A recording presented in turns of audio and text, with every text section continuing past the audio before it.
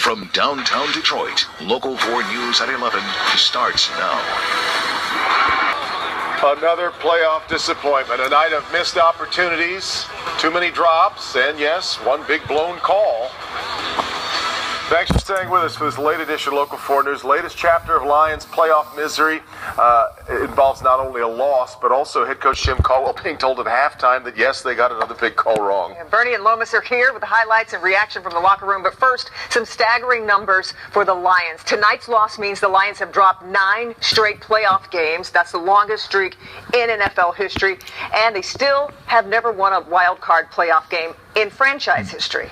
So for at least another year, the 1991 Lions team will be the only team in franchise history to have won a playoff game in the Super Bowl era.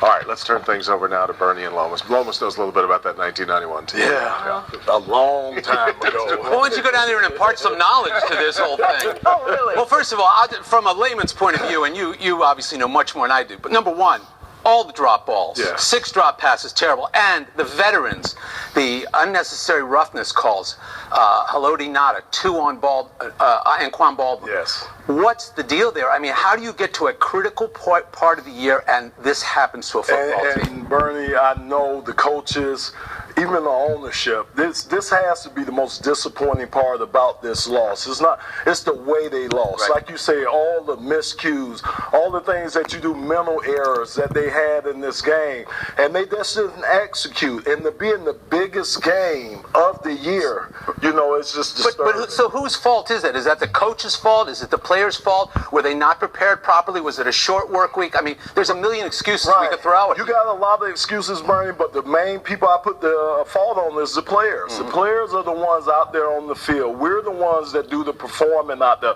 Coaches put you in position, but the players have to go out there and execute. And we didn't. From the start of the game all the way through, we didn't execute the way we needed Let's show everybody what we're talking about. We've got highlights. We're going to